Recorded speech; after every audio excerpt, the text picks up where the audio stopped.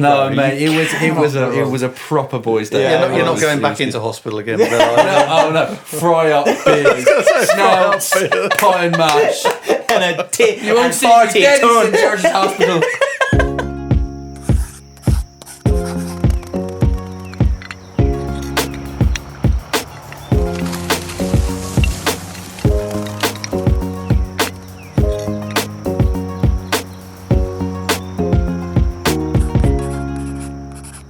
Welcome everybody to another Outside Crowd podcast, and we're here with Ryan, Yo! Billy, Hello. and me, JB, and we're getting towards the end of the year.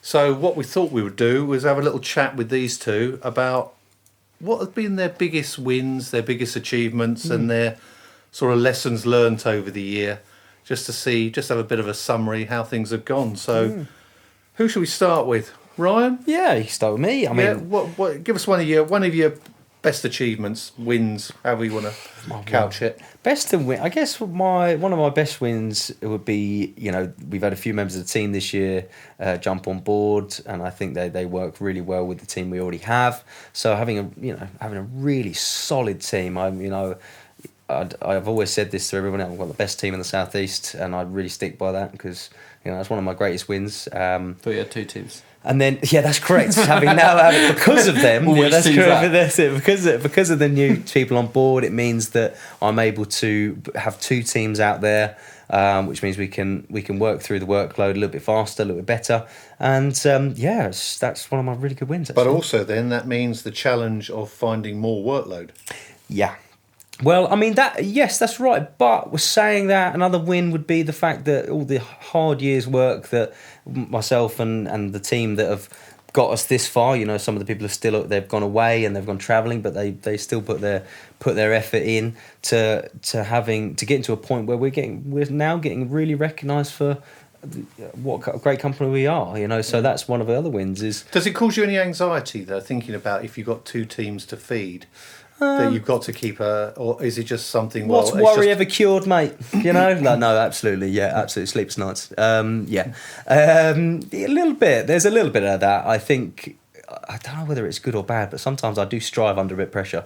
I don't know. It's kind of like, okay, whoops, let's go. It's a healthy level of. I think I'd like to say so. I'd like to say so. As much as it is, that is it's scary because we've got new members of the team, have starting new families. There's one of the lads, Charlie's got a baby on the way, and due any day now, to be honest with you, which is lovely, and it's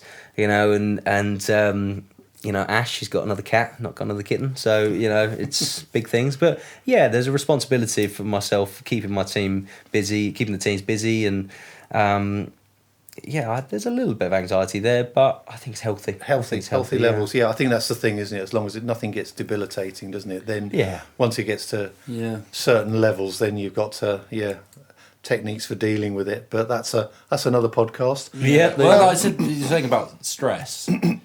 It's actually really important to have, isn't it? Because without stress, you're nothing really. You'll never progress. You never push. They say.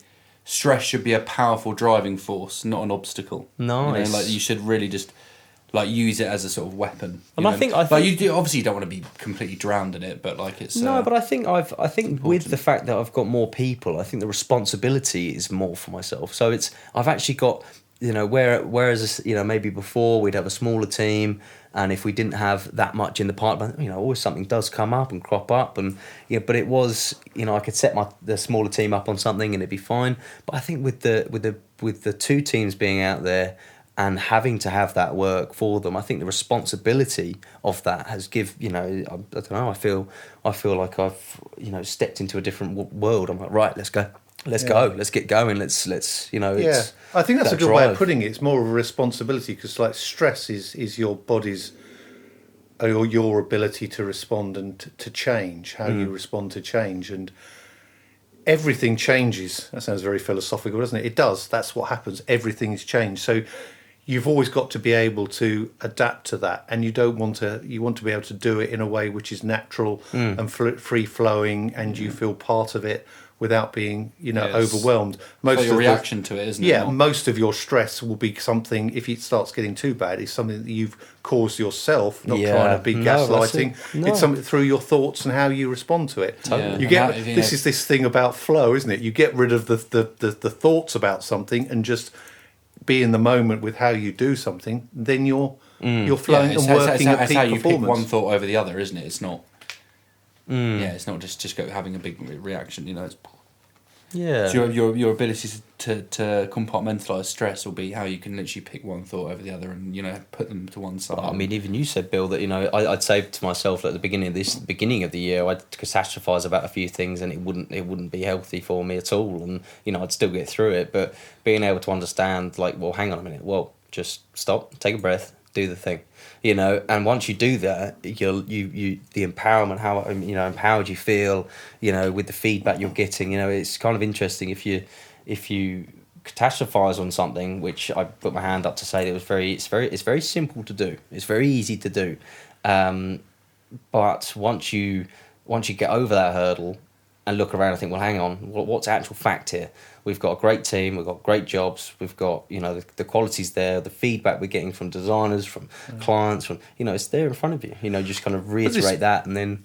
But this other thing with, like, say, with your thoughts and you're saying about catastrophizing about things, most of that comes through, thoughts that come in saying this isn't going to work. Yeah. And it's trying to differentiate between the thought and being aware of the thought. And one of the sort of techniques that I has always been told is, like, if you're saying, oh, I think I'm rubbish, that's the thought that comes into your head, I'm rubbish. You can then distance yourself and get a bit of space by going, I'm thinking that I'm thinking I'm rubbish. Yeah. And it's like putting that bit saying, I'm thinking this in front of whatever that thought is, because then it takes away the person that you're not identifying with that thought straight away.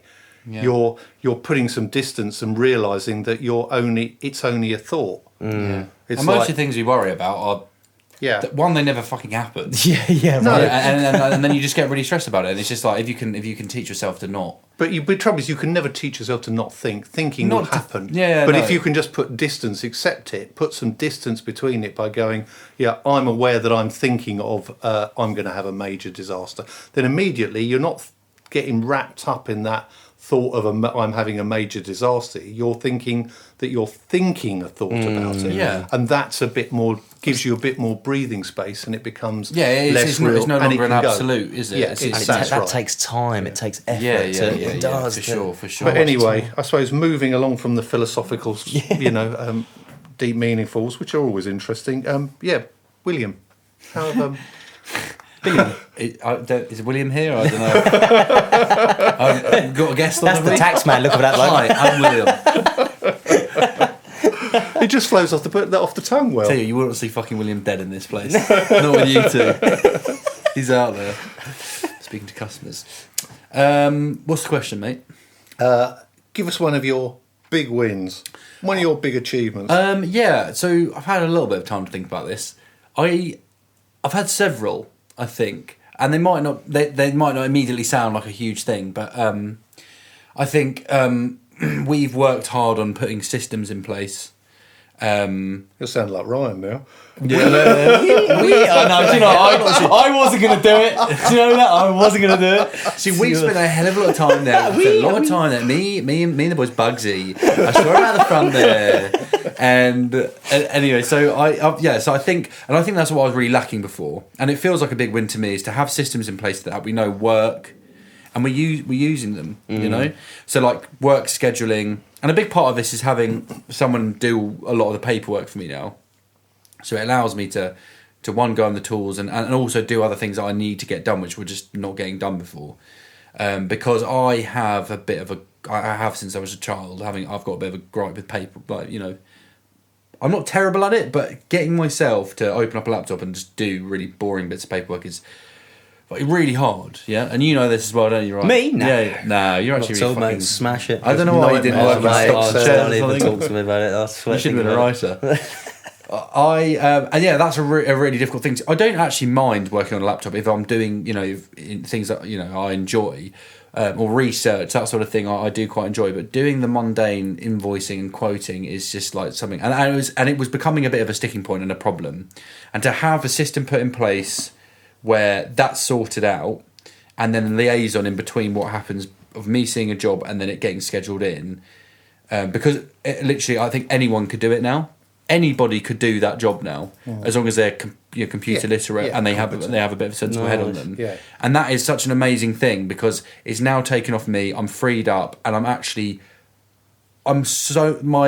my job satisfaction is so higher now, which means I can then go, okay, what else are we doing? And we can think about, like what we were talking on the last podcast, vision. We can start thinking about, but while you've got this weight of like paperwork and shit over you, like it's hard to think about anything else. Because then, like I just put in my notes about the guilt I felt, which I do have because there are things I need to fucking do that I haven't done. Don't get me wrong, but when it all topples on, they get pushed back and pushed back and pushed back, and your evening is, God, I need to do this, and I'm not doing it, and then you start feeling guilty, and then you've got other things to do, and it all gets on top of you, and to have that all sorted out now, it feels like a massive win. Wow, that's lovely, man. That feels like a big win. But really I think, because it's with both of you, because you've both taken on administrative people. Ryan, you've got Yana, you've got Amy. Yeah.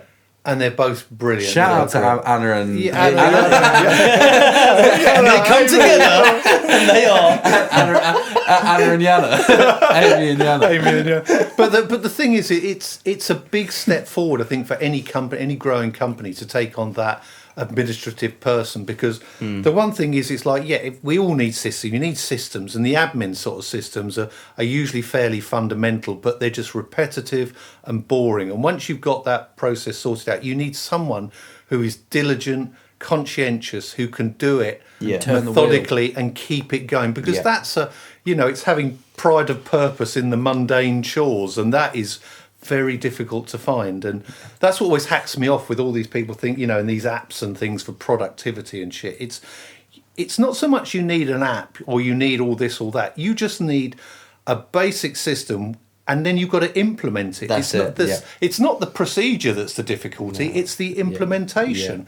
And you need someone, and those people who have got, like, as I said, that pride of purpose, doing mundane and sort of standard jobs, are just brilliant. Absolutely. And they're worth their weight in gold, because 100%. you see how much of your efficiency and how much more value you've generated is getting done through getting quotes in, filling out the space of the day, maximising the time that you've got to do jobs. Yeah, I tried it before. I tried it like a few years ago to have an admin person, but there was no structure or system in place to actually do that. And that's the most important thing, is to go, okay, well, so get the tasks in a row, and then it's like, okay, how do you get it from there to there, so someone can do it, and that's a really fundamental, because you can't give someone a job without having a structure in place for them to actually do it, because that's what people like as well, is even if maybe they're a bit more unspoken on the actual job themselves. But everyone knows, like, this gets done first, and this gets set up, then this gets set up, then this gets set up, because people watch you do it. But on a computer, you can say to someone, when this comes in, that gets typed into there, that gets typed into there, that means we can see this, then we can talk about it on a monthly management meeting, and then it's all in place. But you have to have the system set up in place first. And then it cannot no longer be up here in the brain. I think what I found lots of times is people say, "Oh, yeah, I'll get to that point. I need an admin person," and I'll say to them, "Okay, what are you going to get them to do?" And they go, admin. And you go, what do you mean by that? It is. It's no training. Do admin. Do admin. Okay. And then you see that person will just be sitting there totally blank. What the do I do? Yeah. So you need to set out exactly what you want, but then finding the right calibre of person who can then do it. Yeah. That is the years we had at MBM trying to find people who could do it was really, really difficult. And people who could do it without messing the formulas up, messing up the, Don't talk to me about formulas, mate. It's very difficult. But it's on the same way, Ryan. You don't like that. But then again, if you gave me a bloody trowel and trying to put I would love to see that. A patio slab down, I wouldn't have a bloody clue. Or pressure washing. I could do that. I've seen the all pressure washing. You haven't seen. I've got a new pressure washer. Have you? Oh, yeah. So Anyway, then, I think they're really good wins for both of you there. I think they're big definitely. achievements because it's that stepping stone that's taking you from, you being sucked into the, doing everything to relieving some of those duties to someone else. Yeah. So I think that's I would say that's one of the biggest wins that you guys have I had. would say to anyone considering with a small business of getting an admin person, do it. And if you need systems to be put in place first, speak to JB. He'll help you out. Yep, too right. Yeah, His damn right. contact details are in the link below. And get those sorted out and get on with it because you'll progress massively. And I mean, it's only been a short space of time. It's only been a few months. Yeah. But even in that time, I can see the value, difference it's going to see make. the value. Yeah, because it's already made a massive difference, and things are getting done, and I think it's really, really important. And yeah, I'd recommend it to anyone. Okay, so what about things like lessons learned or areas where you think, you've learned something which, because it hasn't not saying it hasn't gone as smoothly as you want, but you thought you've done it and thought, I could maybe do that better next time. Are there any things that immediately come to mind? Lessons learned. Yeah. Well, this is always opening up, isn't it? This is admitting we're not perfect. So, I mean, I think that the one thing for myself is that the client expectation on what you're doing on a project when you first start a project, you've agreed T's and C's, everything's on the dotted line. Fantastic. You get to that project and suddenly the client sees how good you've been doing, and they think, can you do this also? And it's like, okay, we can do that, yes, but for us to do that, as you've asked us right now, we need to do it now. And it's understanding the expectations of we're not going to be able to do that within the budget we've been given to you, and being very clear on that. I think that sometimes, I think for me, that's where I feel like it's a loss, where it's a loss for me because the communication and the understanding of where we all stand and we sit, it's like that is not, that is an extra, and an extra is not within the price we've given you. So I think that it's just I think for me that would be I think the lesson learned this year is to be very, very, very. I don't want to use the word I want to say upfront, but brutal. I think I want to say brutal. You have to be absolutely clear as mud. I think I think you've got better at that over the years gone on, because I know it's always a difficult conversation to go back to a client and say, look, you want us to do that, that's fine, we can do it, but it's not included within the price, so we're going to have to charge you for it. Yeah. And it's not easy, but it's very much that customer management and expectation. And I think you've done that on a couple of jobs, and you've done that, pretty well, because ultimately the feedback I get when you've spoken about it is the client says, that's right, no, just carry on, go ahead and do it. Yeah. And they haven't been offended. I think a lot of the time we think we're offending them by saying something that's not what they want to necessarily hear. But most people are realistic enough. If someone says that, and they might not even be expecting that you're going to do it for nothing.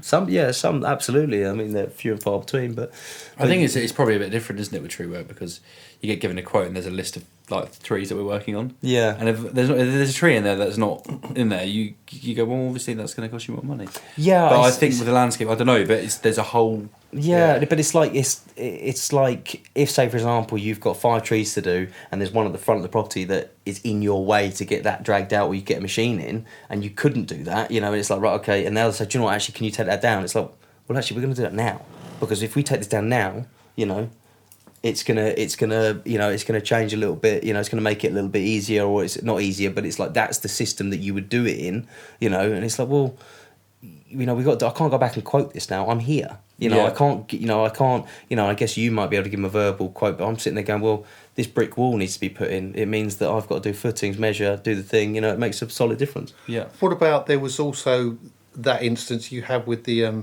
job with the additional step? Yeah.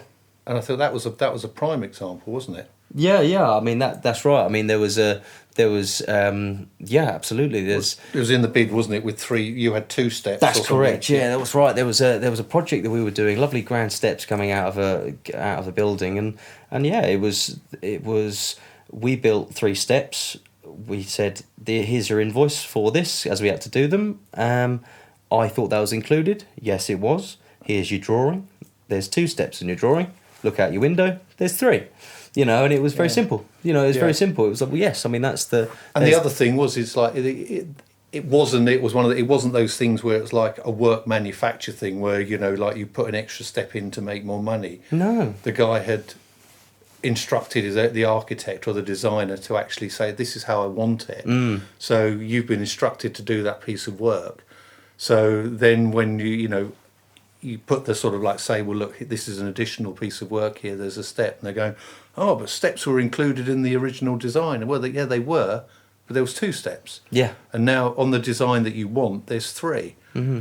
And I think also there's clients also need to sort of wise up a little bit, because if they're putting forward their original design and then they're changing it and making it more elaborate, then they've got to appreciate that there's going to be an additional cost there or a cost consequence for doing it. Extra, read all about it. But the thing is, I think it's one of the things companies should never be seen as like, it's like, being opportunistic to make more money out of it. It's like, well, look, this is what you've asked us to do. There's a cost consequence for it, and we'll charge you just the fair price for doing it. That's right. I think also, as a company owner, you just have a responsibility to just be really, really clear, don't you? Because I think some people think that they do know what they're talking about, or they'll be like, "Oh, can you just cut that off there?" Or it's just an extra step. That's it. Yeah. And to them, I mean, fair enough. They don't do it, and they probably think, "Well, it's just an extra step." But if you go, listen, it is just an extra step, but can I just tell you what that entails? Yeah. You'll be like, oh, like the one we get is like, if we're on a tree and they go, oh, while you're there, could you just... What do you mean while I'm there? I'm fucking 50 metres up a tree. Like, oh, do you think I can just reach over and... it's not like that. You have to say, oh, no, I'm really sorry. It doesn't work like that. We go up there, we can do this, we can do that. So it will cost you our time, blah, blah, blah. And then once they know that, then people say it all the time. And what's quite good is like our guys are really good at saying no to that. I mean, sometimes we can... But if it's a little something, but quite often people do not know. Yes. Like, they just don't know. Or can you just cut that there? Well, if I cut that there, in a year's time, you're gonna come back and it's gonna look like a hedge. Like, do you know what I mean? Yeah. People don't. I'm not expecting someone to know the biology of a tree. Yes. But when they say, "Can you not just?" No, I can't. No. Yeah, like someone just thinks it's just a step, and it's not just a step. Yes. But I suppose it's just about how you articulate that to them, isn't it? I think the big thing, there's a lot of things there about how you talk to clients and how it's like the client management and expectations, isn't it? Because clients are spending a lot of money and everyone deserves to be treated with, courtesy and respect. And even, I think a lot of times they don't realise that what they're doing, that the timing of their decisions and the changes that they make has a very big impact, especially on landscaping works, because loss of productivity and job rhythm is one of the biggest killers in losing your profit. So if you've had a job that's planned to take 20 days and you take 25 days, you might not have had any change, but if you plan to do it in 20, those extra 5 days really hit your overheads and the lack of recovery of those within that period. So it's something to really, really think about. Sorry, go on. Oh no, I just like what you said about. I like what you said about the. You don't know the biodiversity of this tree. You don't know, and it's like because you are a professional in your game. Like you are, you know what you're doing. And I guess I would like to say that for any landscapers that are listening, it's like don't forget that you are professionals in your game as well. So it's not coming across as unprofessional. It's just understand that yes, like you said, explain that for us to do just that job, it's going to take this. Remember that you are a professional because you are doing this kind of works. You are doing this project. You are doing you're doing the job. So remember. And also you've got to make it known to them that you are the professional from the offset. Yeah. They're king. Exactly. For them to have the expectation that you actually do know what you're talking about. Yeah, absolutely. So like, if you go to a job and you just blast through it, we did that. Yeah, we did that. Yeah. I always like to take my time and talk to people about their garden, about their trees, and then.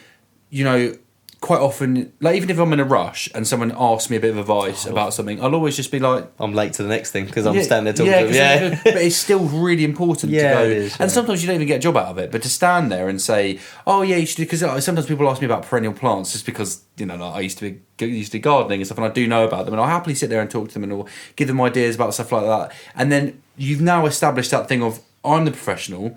and you're here. So when you turn around and I'm doing the job for you, and you say, "Can you just do that?"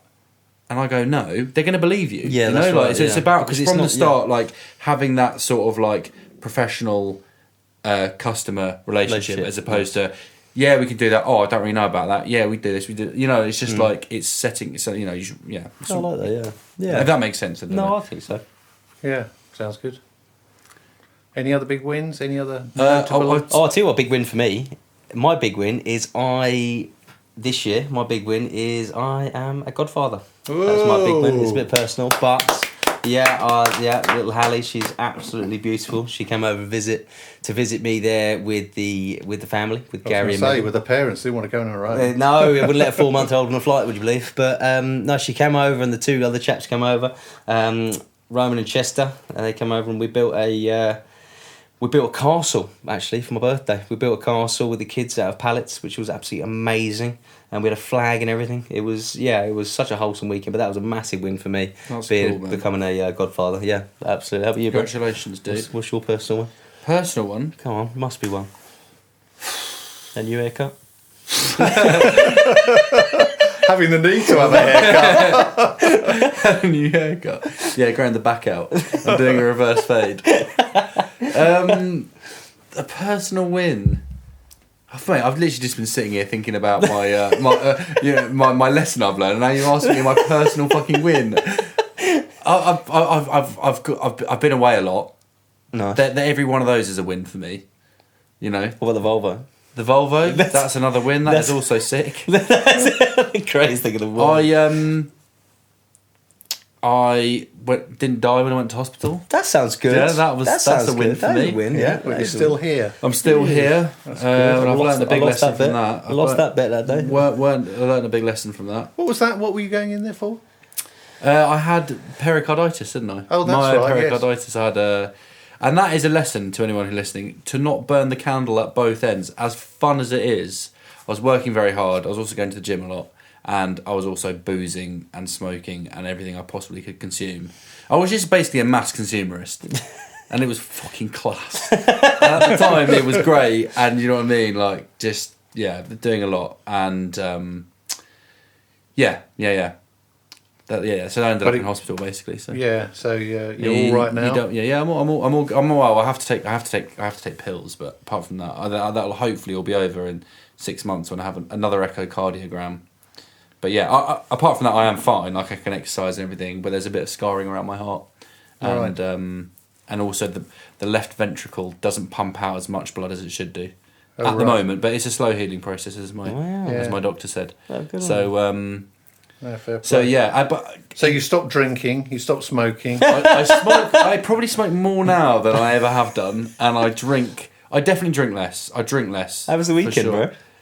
How do you smoke though? I can't understand why people smoke. Because it's fucking class. I love it. No, it's good. Not. No, I know. It's not. It's not good. No, I don't want to do it anymore. But I also simultaneously find it hard not to. And also, I don't smoke that much. I can probably smoke 3 or 4 cigarettes a day, unless I go to the pub. And I smoke, and I smoke.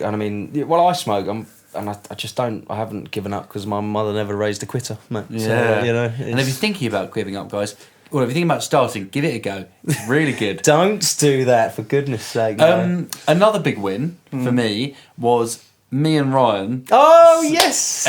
We sorted out my yard. My yard has been an absolute bomb site for ages. Best day's work I've done for the inside is good, but we've got like a unit with inside a unit, so it's a big old barn, and there was just crap there. Not all mine, like lots of other just. And the ground was made out of old chalk, but it wasn't just chalk. It was an old sand school, It was an old sand school, yeah. It was an old sand school, so it was just like sand everywhere and chalk, and it was whatever. So me and Ryan, we ordered in 40 tons of road planings, and we got a digger on hire for the day, and the king of sandstone was on the digger all day. Throwing around. Throwing around. You're watching me DMs. And we had we basically ended up just ferrying all the whole sand out and my the poor van, my poor truck. Yeah, and we're loading Ryan's up with 2 tons of load, and we were just as you said, we didn't speak to each other all day. It was just I got down there at 7 and we just went for it all day. Yeah, smashed it. And it was so good. And now it's like, if you can see the pictures, I mean, this is obviously just on sound at the moment, but if you can see the pictures, the before and afters, it's amazing. We've got a solid hard ground. We whacked it all down, all the vehicles on there, and as we've said, like, what's your little saying about that? The glass? What's that, mate? Oh, like, if something's all dirty, when the broken glass effect. Yeah, so the broken glass effect is basically where if you walk down the street and you see a smashed window, someone is more likely to throw rubbish on the floor. But if what that happened, I believe that was in Chicago or something like that. The council changed that and said, right, anytime there was a smashed window on a building, they changed it immediately because there was less violence, there was less crime, there was less people littering. So I try my utmost to have the same on the jobs where we have the broken glass theory. It's like, hey, keep it all clean and then it will stay clean. So well, it's like that like now, because we had all these bags and skips and stuff outside that weren't mine, to be fair, but the boys would just like empty the van, they'd just get chucked, and there's all just like, there was just litter everywhere. Like I got ordered a skip in, I had just like filled it full of bags and bags of rubbish and stuff, and it's not their fault. It was a shithole down there, and now it is immaculate, and everyone puts everything back where it should be, and all the vehicles are parked up nicely, and people get to work and be like, right, and we call it like we've got Thunderbird 1, nice, Thunderbird 2, so good. Thunderbird 3, all the different vehicles there, and they're all facing it, and everyone's like, right, let's go to work, nice. And that is a massive. But even remember we moved the chipper or the trailer or something? No, it was the chipper, and you did it on your own. Oh yeah, because Ryan graded it off to so you unhitch it and it just rolls off into this space, and it's just But doesn't it help things like productivity as well? It's actually getting moving in the morning. Definitely. Another thing is recently we're now into the yard 20 minutes earlier, and we were talking about this as well, which has helped massively because the traffic is terrible, and even if you change 5 minutes, it makes such a difference. So we're getting to jobs earlier, we're turning up, it's all tidy, all the vehicles in one place, no one's having to shuffle everything around. It's just it's a nice place to work, cool. And I think that's really important, and that's cool. A big old win. That was a good day, man. And tell you what, we ate like kings after we. Oh yeah, we ate like kings. We had a fry up as well. We did. We had a fry up, and then we had pie and mash afterwards. Oh, we did. Yeah, we did. Oh god, and a couple of pints of ale. You can't go wrong. No, mate. It was a proper boys' day. Yeah, you're not going back into hospital again. No. Fry up beers, snouts, pie and mash, and a tip. You won't see me dead in Church's Hospital. Get it, Mark. Excellent. I'm just trying to think whether I've had any big wins. Yeah, come on. I can't think of any. We've been stuck working with you lot. That's a loss. Well, I'll win your wins. I tell you what, my big win was as my job as a personal trainer at Crowborough Gym was getting 2 personal training clients. Yay! So they're very, very nice people. Hopefully helping them. Nice. That's good. But I think generally I always look at all of these things. I think my wins coincide with seeing improvements in your company. I mean, that's how it works really for me, because it's you've got to. You were going to make me cry. But if it doesn't, I'm doing something wrong, so I have to make sure that we're trying to move things forward. And I suppose the biggest lessons learned and stuff for me is more the fact that I get frustrated when things don't progress necessarily as quickly as they could do. Because trouble is I can see so many things that need to be done in so many different areas, and it's trying to remember that you can't hit all of it at once. It's trying to take different things and try and work in certain areas and build them, and it builds gradually, and it's not something that's like you can build overnight. And you can't keep leaving the light on there either. Yeah, you can't leave the light on. You got to turn that light off. So you've got to be, you just got to work carefully and try and be consistent with things. It's all. I've really enjoyed it. But Nice. So that's a good chat, lads. And before we finish, we've got that section of the podcast again. Word of the day. And word of the day today is xeriscaping. Ooh. And that is a landscaping method that reduces or eliminates the need for supplemental water from irrigation.